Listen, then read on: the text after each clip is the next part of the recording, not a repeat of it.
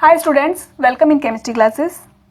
We are studying about quantum mechanics, and in our previous video we have studied about the simple harmonic oscillator and seen several problems based on that. Now we have to see the case of hydrogen atom. In this case, in the case of hydrogen atom, the questions that are asked here are not particularly from the wave function. We have not asked about the wave function. Here the questions that are asked, either we have to find out the normalization constant, or we have given any wave function or a part of it, and we have to find out the value of n, l or m. It means we have to find out the quantum numbers, right?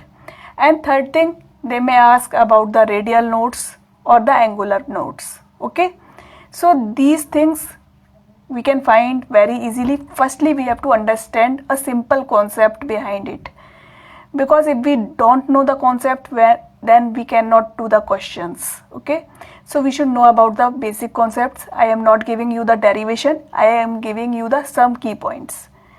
So starts here. Firstly, see, we know that hydrogen atom is a very simple atom, only having one electron and one proton. Okay, and the potential energy for the hydrogen atom is given by this formula, minus Ze square upon 4 pi epsilon naught r. This is the formula.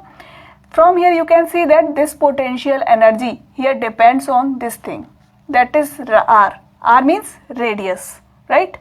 So here the potential energy is depending only upon the r. So in this case, if we are solving the Schrodinger wave equation in the terms of the Cartesian coordinates like x, y, z, then it will be very complicated. So in the case of hydrogen atom, the wave function is given in the terms of r, theta and phi. These are called polar coordinates. These r, theta, phi are polar coordinates. So we have to solve here the Schrodinger wave equation in the terms of these polar coordinates r, theta and phi. So what is the first thing that we have to do? Firstly, we have to convert the Cartesian coordinates into the polar coordinates, and there are some formulas. These are the formulas. You does not need to remember them. I am giving only for your understanding, because if you can better understand these things, then you can better solve the questions. Okay, so just understand them. This is the formula for x. If we have to convert x to these things, then we should see this formula. Okay, and then for y is equal to r sin theta sin phi. Similarly for z, what is the formula? Z is equal to r cos theta. So whenever we are putting these values of x, y, z in the Schrodinger wave equation, then we are getting the Schrodinger wave equation in the terms of the polar coordinates, and it will be like this: 1 upon r square del upon del r square d psi upon dr plus 1 upon r square sin theta del upon del theta sin theta del psi upon del theta plus 1 upon r square sin square theta del square psi upon del phi square plus 2 mu upon h cross E minus V, that is a function of r. Okay, psi is equal to 0. Now here mu is the reduced mass. Okay, and rest of the things you already know. This r, theta and phi, now you are seeing these terms r, theta and phi, that I have already told you, these are the polar coordinates. So this equation, this Schrodinger wave equation is now in the terms of the polar coordinates. This is somewhat lengthy and you does not need to remember this. Okay, I am giving just only for your understanding. In this there are three coordinates, and we can separate these variables. These r, theta, phi, we can separate them. Okay, so we will get an equation in which there is only one term.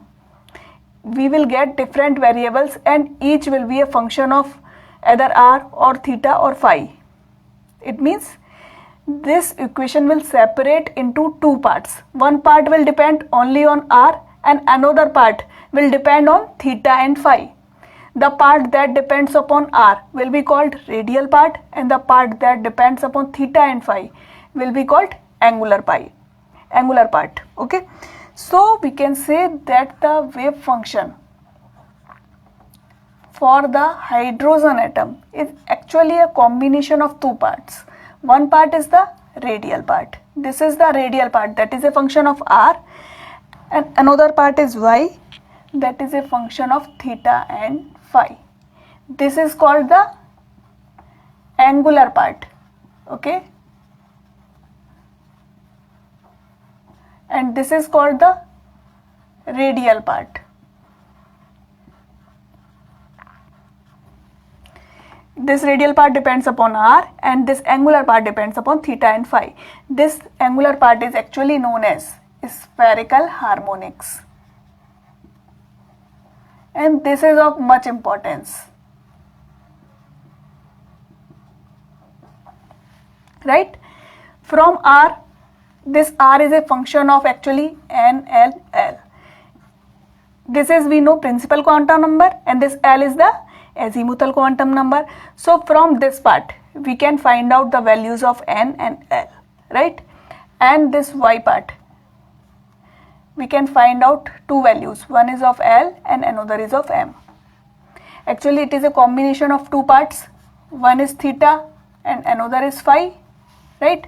And this theta is a function of l and m, so from this we can find out the values of l and m, and from this part we can find out the value of m. Okay, so this is all about this. Now we have to separate the variables. So when we separate the variables, we are getting three different equations. The first equation is the simplest one, that is phi equation. Why it is called phi equation? Because this contains only one part, that depends upon phi. Okay, it is only a function of phi. So the equation will be in this way. This is capital Phi. D square of capital Phi divided by d phi square will be equal to minus m square. Here this m is the magnetic quantum number. Okay, another part is the theta equation. When we are separating the another part and we solve it, we are getting the theta equation. This is somewhat lengthy and the equation is sin theta upon capital theta d by d theta sin theta d of capital theta divided by d theta plus l plus 1 sin square theta is equal to m square. Okay, this equation is theta equation and you does not need to remember these all. I am giving only you to understand the concept. And the third equation is the r equation. That depends only upon the r. It means it includes only r. It includes only theta and this includes only phi. Okay, so now this equation is 1 upon capital R d by dr r square dr upon dr plus 8 pi square mu r square upon h square E plus, now here this is the potential, 4 pi epsilon naught r will be equal to L plus 1. You can see these equations are very lengthy, but you does not need to remember them all. Okay, I am giving you some tricks by which you can find out the values of N, L and M very easily. that will give somewhat later. Firstly, understand the concept. When we are solving these three equations, we are getting their solutions, and by these solutions we can find out the values of the phi, theta and the r.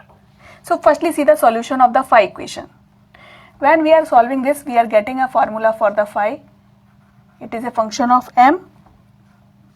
Phi is equal to 1 upon root 2 pi e to power iota m phi.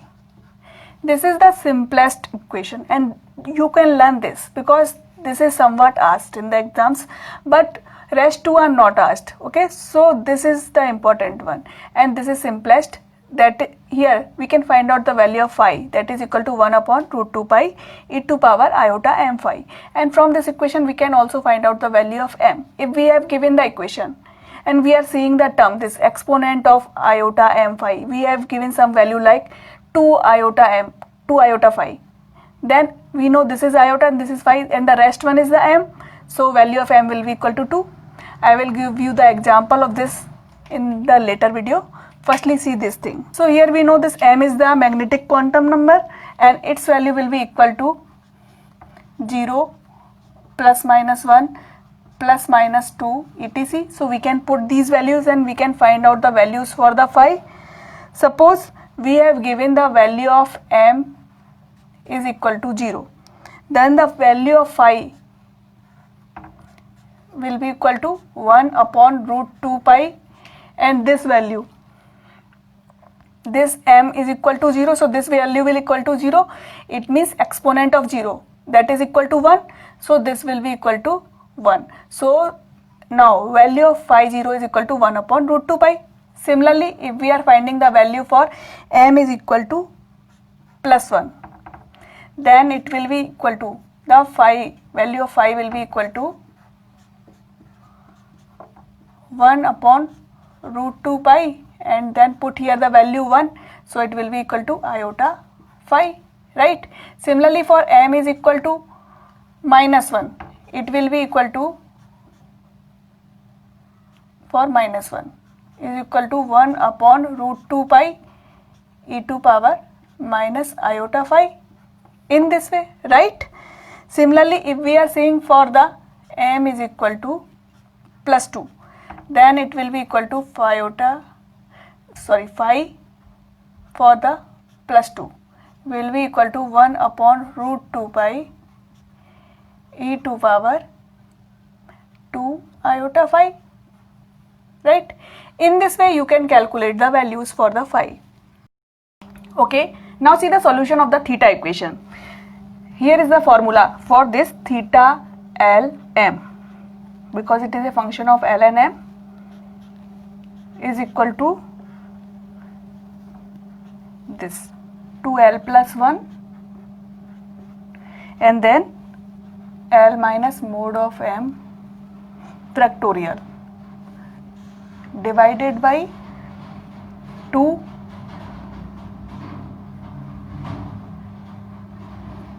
and this factorial, okay, and then power half. Then there is a term, this is PLM cos theta. Now you all know about this L. L is the azimuthal quantum number and its value is from 0, 1, 2, etc. in this way, right? And here M is the magnetic quantum number and its value is 0, plus minus 1, plus minus 2, etc. Here we have given this mod sign. It means we have to take only the value of M. We does not have to take sign, right? Now there is one more thing, this symbol. This sigma means here its value may be two types. One is when we have given that m is equal to 0 or it is lesser than 0, right? When its value is either negative or 0, in that cases the value of this will be equal to 1, right? And when m is greater than 0, it means whenever m is positive, then its value will be equal to minus 1 to power m, okay? Now there is another more thing, that is this function PLM cos theta. What does it means? it means associated Legendre polynomial. This is called associated Legendre polynomial, and its value is given by this formula. PLM is equal to 1 minus, and we have given this symbol. This means G square. Sometimes you will see instead of is x, so you can write x or this G, either you can write here, to the power m by 2 d to power m PL divided by d of G to power m, in this way, right? Here you have to put the values of this m and you can find out this value. For this you needs this one more thing. This is PL. What does it means? It means Legendre polynomial. So firstly you should know this term, okay? For this there is another formula. This is Legendre polynomial, and for it the formula is 1 upon 2 to power L factorial d to power L upon dz to power L G square minus 1 to power L. Okay, now you have to put here the values of L. If L is equal to 0, then you have to put here 0. This will be 0. It means this is the differentiation with respect to G of this term. Whatever you are getting, we have to differentiate with respect to this term. Okay, and here you have to put here the L value, and this will be the factorial of L, whatever the value. Okay, when you are putting these values, you will get the value of PL. Then you can put this value in this formula, right? So that you can get the value of this associated Legendre polynomial, and then you have to put this value in this formula, right? And then you will get the value of theta. So this all is very much complicated, and there is no question asked from this particular formulas. Okay, so you does not need to remember these all formulas, right? If you are preparing for the CSIR NET or GATE exam, then you does not need to learn these all formulas. Okay, if you want, you can learn some values. I am giving here you the values of this function. Okay, for this functions I am giving you some basic values. You can learn that values and then put in this formula, right? So that you can find out the value of theta. Okay, so see here the values. When P0 0, it means value of L is 0 and M is 0, cos theta, so its value will be equal to 1. Okay, similarly when P1 0, cos theta, for this the value will be equal to cos theta, right? And for P1 and plus minus 1. Plus minus 1 means the value of M is either plus 1 or minus 1. On cos theta means this whole is a function of cos theta. Actually here this G means its value is equal to cos theta. Okay, so this whole is a function of cos theta, right? So its value will be equal to sin theta. Okay, similarly for P2 0, when value of L is 2 and M is 0, in that case its value will be equal to 1 by 2 3 cos square theta minus 1. For P2 plus minus 1, when L is 2 and M is plus or minus 1, for this case the value will be equal to 3 cos theta sin theta, and for P2 plus minus 2 cos theta, the value will be equal to 3 sin square theta. Okay, so these values I think are sufficient, because from this part no questions are asked. Okay, now we know how to find out the value of phi and how to find out the value of theta. So we can find out the value for the spherical harmonics, it means y, because y is a function of theta and phi. So for this, firstly we have to find out the value of theta. Suppose we have given two values, L is equal to 0 and M is equal to 0. We have given L is equal to 0 and M is equal to 0, and now we have to find out the value of theta. It means theta 0 0. We have to find out this. For this, what is the formula? Firstly, see here, the value of this sigma will be equal to, it will be equal to 1. Why? Because here m is equal to 0. So its value will be equal to 1, right? So put down here 1 and then take under root. What is our formula? 2l plus 1. So 2 into 0 plus 1. Then divide by 2. And here what is? Here is l minus m. L minus m means 0 minus 0. So it will be 0 factorial. Okay, no means of it. And then again, here will be 0 plus 0. So it will be 0's factorial. So these values does not means. Okay, so we can vanish them. Okay, in this way. Now we have P, L, M cos theta. In this way, right? And for this, what is the value? Its value is 1 for 0, 0 terms. When P is 0, 0, then its value will be equal to 1. So we can write here 1. Okay. So this whole term will be equal to 1 by root 2, right?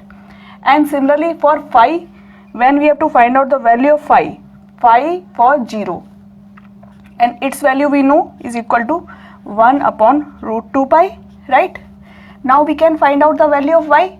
Y is a function of theta and phi. So its value will be equal to 1 upon root 2 time 1 upon root 2 pi, in this way. So we can write it will be equal to 1 upon 2 root pi. So in this way we can find out the values for the spherical harmonics. So there are some basic values that you should remember. If you want to go in this topic, then you should remember these particular values that are sufficient for you. So I am writing here some values. You can write down them or you can take the screenshot for this. Okay. So when theta is 0, 0, then its value will be equal to 1 upon root 2. And then the value of y for 0, 0 will be equal to 1 upon 2 root pi. These values are also given in the book, so you can also study them from the book. Okay, this is capital theta. For 1, 0, its value will be root 3 by 2 cos theta. And for y, the value for 1, 0 will be equal to root 3 by 2 1 upon root 2 pi cos theta, right? Similarly for theta 0 plus minus 1, its value will be equal to root 3 by 4 sin theta. And value for y is equal to 1, L is 1 and M is plus minus 1. For this, now see the value. I am giving you some basic values here. Okay. Sin theta 1 upon root 2 pi e to power plus minus iota phi. Now see here, when this is m is plus 1, then it will be plus iota phi, and when it is minus 1, then it will be minus iota phi, in this way, right? Because here the formula is e to power m iota phi, and this is the value for m. Okay. Another thing, when we have given theta 2, 0, it means value of L is 2 and m's value is 0. In that case, the value will be root 5 by 8 3 cos square theta minus 1. Okay. Similarly for y 2 and 0, the value will be root of 5 by 8 3 cos square theta minus 1. Just we have to put here the values of this theta. Okay, if we have given the same value of L and M, then just we have to put here the value of theta and then multiply it with the value of the phi. And for 0, when M is 0, what is the value of the phi? Value is root under root 2 pi, 1 upon under root 2 pi. So their multiplication will give us the spherical harmonics. Okay, so in this way you can learn some of the values and that is sufficient for you. Alright, now we have to see the solution of the R equation, and this is somewhat lengthy and complicated, and you know that from this part no questions are asked, but I am giving you for your basic understandings. Just understand it, okay? Don't need to remember this. So this is for the formula for the r. R is a function of r, okay? This is the normalization constant, e to power minus rho. This is rho. Rho upon 2, then rho to power L, L, 2L plus 1, and here is N plus L. Okay, this is the normalization constant, and its value is given by this minus 2z upon Na naught to the power 3 n minus L minus 1 factorial divided by 2n n plus L factorial and whole cube, okay, and then whole, this whole to the power 1 by 2, right? Now when we put this value A of the normalization constant in this formula, then our formula now becomes R n L, a function of R, is equal to, now put here the value 2z upon Na naught to the power 3, and then this n minus L minus 1 factorial divided by 2n n plus L factorial to power cube, and then this whole to power 1 by 2, okay, and then write down this thing. So it will be PL e to power minus rho upon 2 L 2L plus 1 upon either n plus L, okay, in this way. Now what is here this rho? This rho is equal to 2z upon Na naught R. This is the value of this rho, okay, and here this A naught is given by this h square 4 pi epsilon naught divided by 4 pi square mu E square, okay. So by this formula you can find out, here is the electrons charge. So by this formula you can find out the value of this A naught and then put this value here, so that you can find out the value of rho, and then this is the principal quantum number n, and L is the azimuthal quantum number, okay, and then all other things you know. And another thing is this L. What is mean of this L? This L is the Lagrange polynomial, and its value is given by L 2L plus 1 n plus L is equal to d of 2L plus 1 upon d rho of 2L plus 1 L n plus 1, right? So by this formula you can calculate the value of this one and then can put here, so that you can find out the value of R. But for us this all things are not very necessary, because this whole topic is not asked in the exam, okay.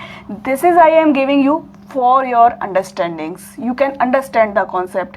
So you will find out the function for the R, the formula for R in this pattern. You will have given a wave function for R in this pattern, and then you have to find out the, what you have to find out? You have to find out the principal quantum number n or the azimuthal quantum number L. Generally the questions are asked, we have given a wave function and we have to find out the value of n, L or m, and for that we have the tricks. By these short tricks we can find out the value of this n, L, m very easily, okay. And this I will give you in the another video, because this video is going very lengthy and we have to complete the examples that has been come in the exams. We have to solve that problems also. So I will give you the tricks and the solved problems in the next video. Thank you.